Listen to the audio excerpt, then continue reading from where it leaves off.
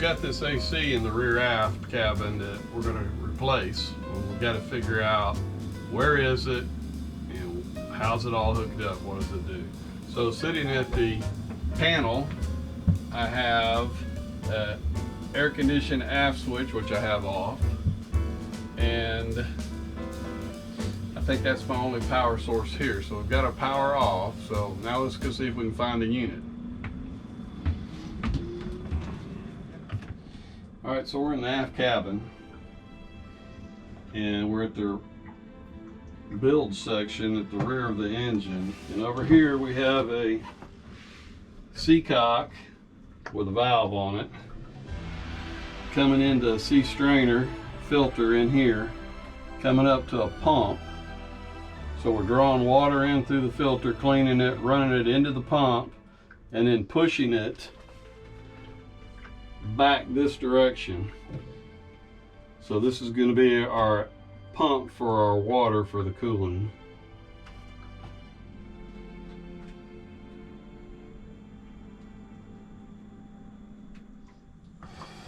So we've got a control box here for that air conditioner, and then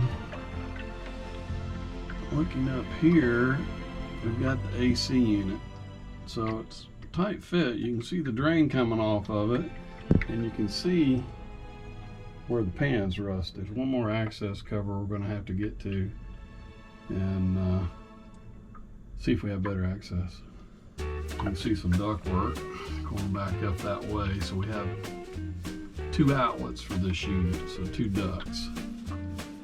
Right here is the outlet for the aft cabin. Here is the other outlet for the aft cabin that is at the nav station. So this appears to be another access for that unit. I believe this is going to be the, basically not just access, it's the return grill. So we should have a filter back here to keep the unit clean that would have to change. So get this panel off and see what we got.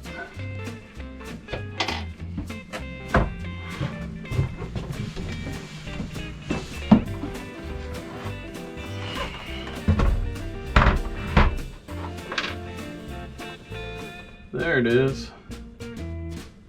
So ductwork on top. There's a condenser coil compressor. The water lines are coming in over on the side. We're going to have to figure out how to deal with that. And it looks like we have another control box at the top. So we're going to have to figure out how to dive in. It's got clips here holding the unit in place on that shelf. Have to figure out how to get the power off, get it unwired, get the duct off, get the water drain, get the water lines off, and it's going to have to slide out this hole. So this unit is an original to the boat.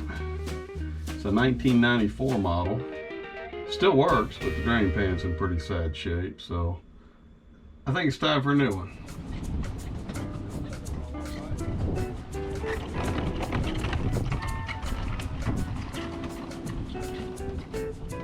Well, we got a new package arrived today and a new project. It's what we need, projects. So Medic 10,000 BTU AC and heat unit. All right, let's see what we got here.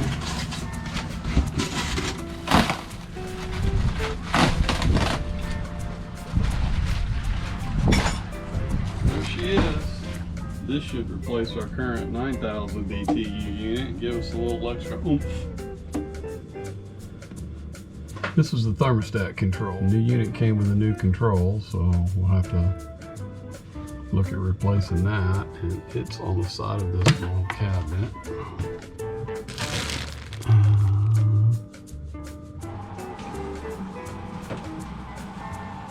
Now what's it doing?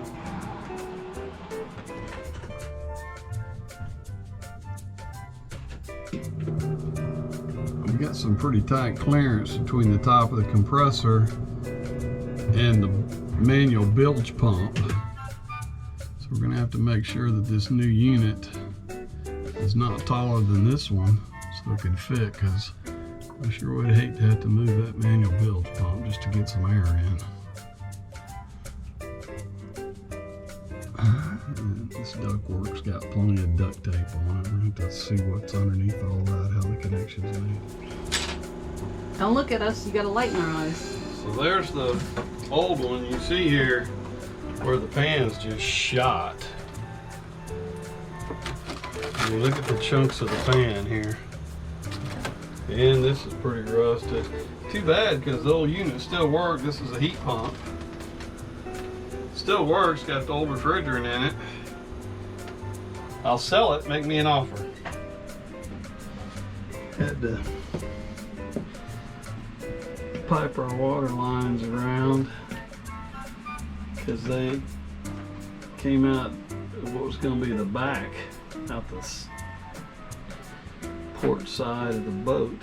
So I had to pipe them around here to the front.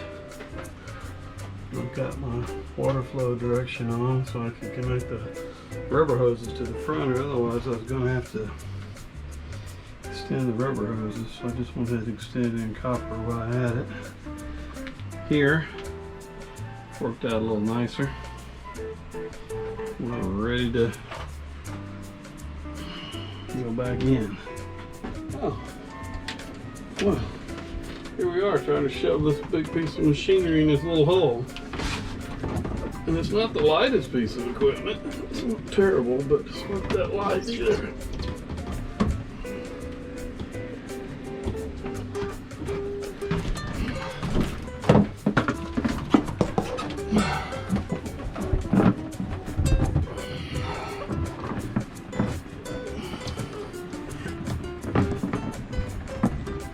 I need 3 hands. So what's the worst part of only getting halfway through a project? Well, if it's in the aft cabin, you still got to put the bed back together so that you can sleep tonight. Ah, good point. Ugh.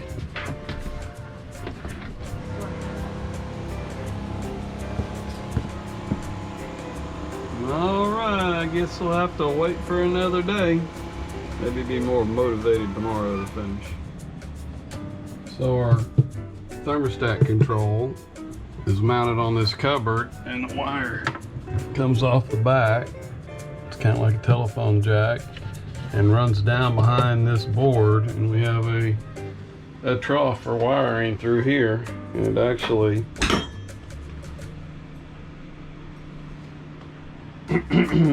comes out up top in a wiring harness and then shoots to the back. So that's how we're going to control our new AC unit. I'm debating about using the same wire versus changing out. I may use the same one. I got to inspect the plug a little bit closer. So it's day 2 and back at it. We got to get the wiring done. We got to connect up the water and connect up the ductwork. And so basically we just have it in place. So back at it. There's our new control board that came with the unit. That's our thermostat wiring there. It's just going to plug in. And then we've got to get our hot wires from the boat. We've got a set of hot wires from the panel, and then we've got a set of wires for that pump that we've talked about to pump the water. So I got to get those on here, get our thermostat plugged in, and then we've got an inline temperature sensor plugged in, and that's all there is to the wiring. You can see how tight the wiring issue is. And, you know, if they'd made this box an inch longer, it'd give me some room. But my existing wires had already these nice ends on them, and I didn't want to cut them and redo all that.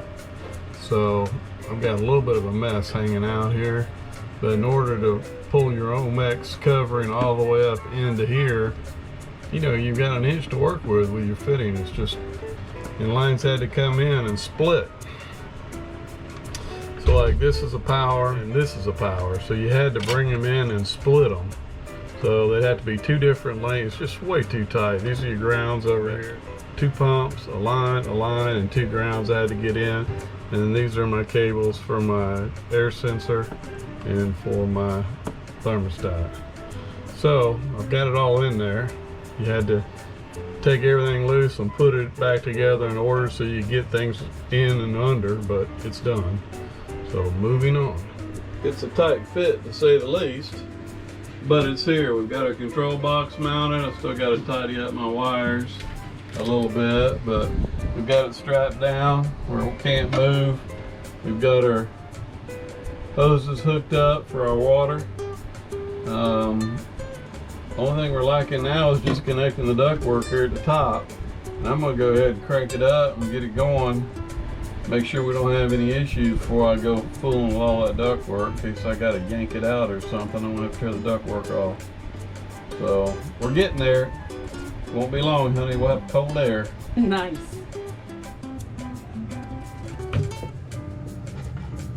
So our new control is ready to go in.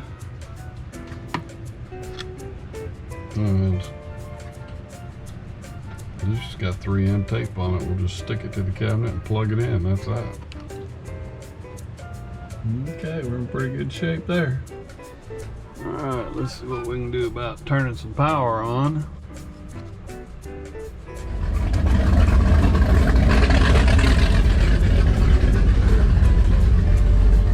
A little excitement leaving the boatyard.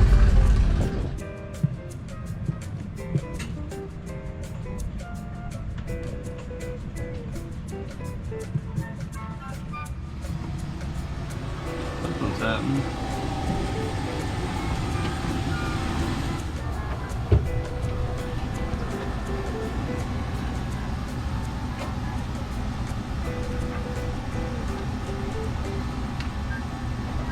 Okay, no pump. No pump. Let's figure out what that is. Alright. Power on. Air on. Air pump on. Well, we're in the heating mode and it says it's 44 degrees. It's more like 78 and we should be in cooling mode. So I'm thinking the remote sensor that I used from the existing unit is not communicating right with this. So I'm gonna have to get in there and take it apart and unplug it. Because you can use the remote sensor or you can use this as a sensor. So I guess we're gonna try this as a sensor for now. Okay, this looks better, 82 degrees. We got it set. It's set for 72. Ah, now our snow felt flakes lit up, and wow, she's blowing now.